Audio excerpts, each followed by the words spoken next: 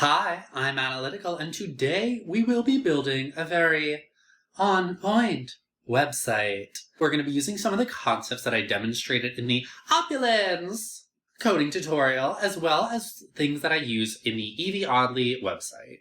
I'll put links in the descriptions below. If you're new here, welcome! We are very beginner friendly. This is a very beginner tutorial, but we're still going to do some really fun stuff. Before we dive in, be sure to like the video, subscribe, and ring the bell to be notified of all my upcoming videos. Now, let's dive in. I want to make a website dedicated to Brooklyn Heights, an on-point mummy look. I thought it was so chic, so cool that she was on point. I'm going to build it from scratch and show you all the stuff I do here. The first thing I want to do is just grab a few images. Okay, so here's the whole runway. So I'm going to grab some screenshots from this. And I think I'll go for this one. I'm going to edit this in GIMP to remove the background, and I'll speed things up so you can follow along with what I do, but this is not an image editing tutorial channel.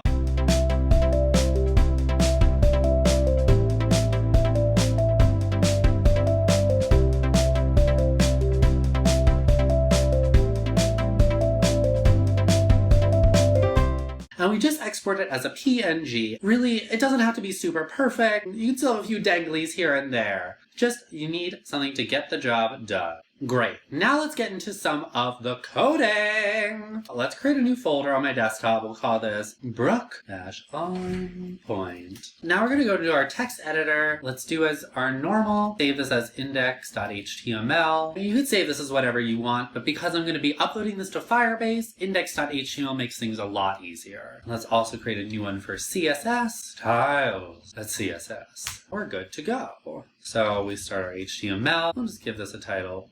I'm going to throw the code on the left side today and the browser on the right. I feel like it'll be a little easier to make sure my head is not getting in the way of your code. And now let's just open this in here.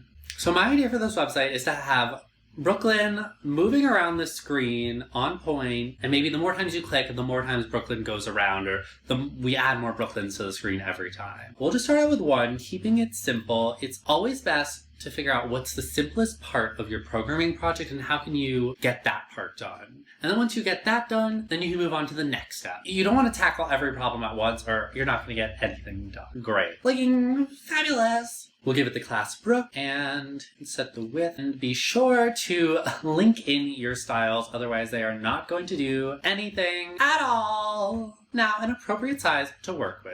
I think I just kind of want to do another keyframe animation. We'll do at keyframes, and then let's just call this Brooke. So at 0%, let's start at bottom 0 and right 0.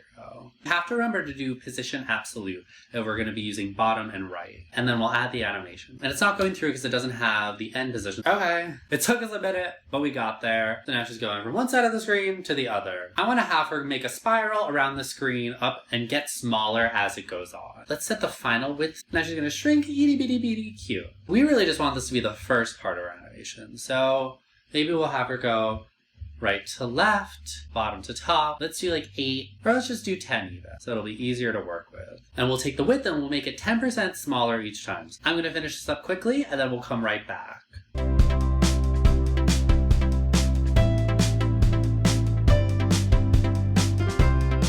Oh, so just going off screen. Instead of 100%, we're going to use calc. We can just subtract pixels from percentages. So we're mixing our units, and calc helps us out with this. Instead of going all the way off screen, it goes 100% and then goes back. We actually want this width to match up to the width of our unit here. We'll have to remember to use different variables for the height as it's shrinking down. And you can really just estimate these, whatever you want to do. I think some of my numbers got messed up a little bit, so let me go fix that while I have a tasty snack of some tater tots. Be right back. Okay, much better. Well, that's it for now. Back for you later. Let's also add in some rotation, because why not? We can have Brooke Lynn's toe always facing the direction she's moving. So we just need to add transform, rotate. We'll just add 180 to this every time. And who thought knowing your multiples of 180 was going to be useless? Not me. Now, Mama, this is what I call gay math. My occur is not there at the moment because I quite possibly have pneumonia, but we are going to get through this together. And let's save. Love, love that. And I think I am done. Actually, let's throw this on so she's ending in the right position. Look at all these numbers. Stunning! Okay, so now what I want to add is, when you click a button or click somewhere on the page, we want to just get more of these, because I think that'd be so fun, so cute. We're going to add our script tag. We know how to do click listener, so in our body. Actually, let's just do this in the HTML. On click get on point. We'll call that our function, and we'll just define it here. Now we need to know how we can add new HTML elements to the page when we click something. In the opulence video, we were just hiding and showing the same elements, so that was a little bit easier. But we can always go to our trusty W3 schools when we are not sure what to do. It looks like we have to select an element that we're going to append this into, so we'll use the body. And we'll add an ID body to this so we can select it. With classes, we can have multiples of this image element with the class Brooke, and that's okay. But we can only have one element with an ID. They have to be unique across the page. When we add body here as our ID, it makes it a lot easier to select it. Var image equals document create element img. We set the source by doing image.source equals, and if we want to add a class to this, we'll just do image.classname add, and Brooke is the class we need. So this should be all we need to add this element. So let's comment out this first Brooke and see if this works.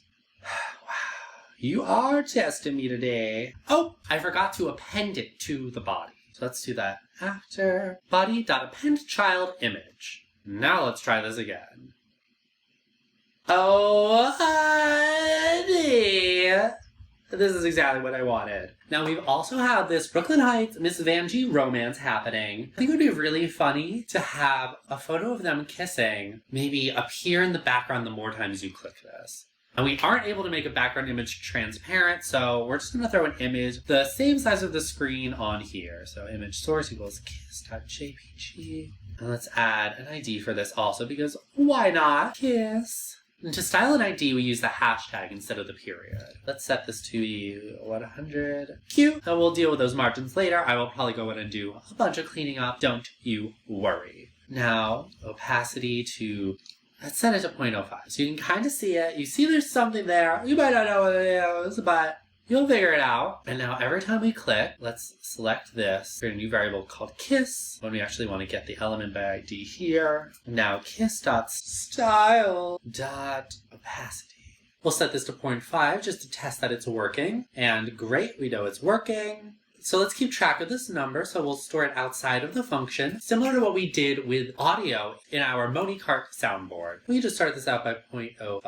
And here we'll set it to the opacity. Here we'll increase the opacity by 0.05 every time this is clicked, and then we'll set the opacity here to that value. And it's okay if we go over 1, it will just stay visible. No problems there. And now as we add more clicks, the love emerges. All right, I'm gonna clean this up a little bit more from here and then wrap things up.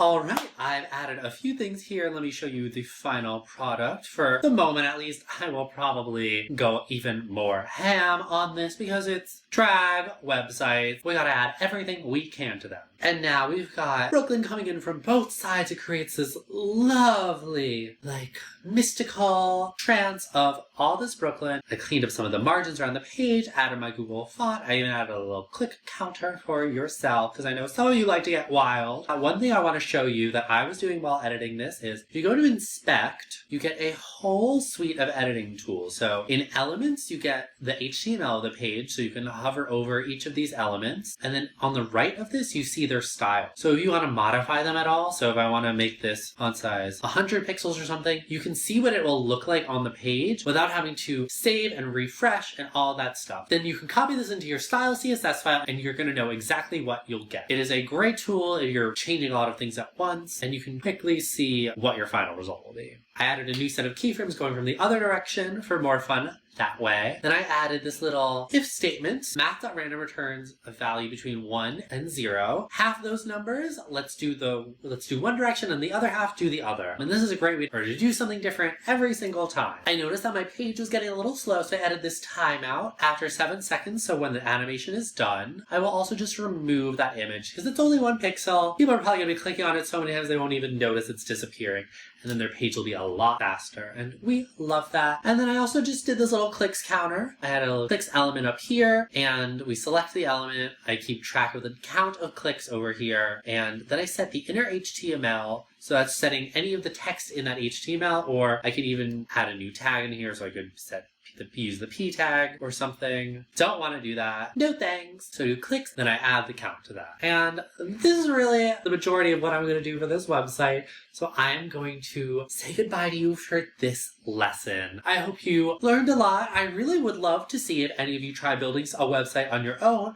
or try to follow along the steps. Please let me know. I am here to help. And the best way to get my help is to leave a comment if you have any questions. And while you're down there, like the video, subscribe, ring the bell. You know the deal. Thanks for watching. Goodbye.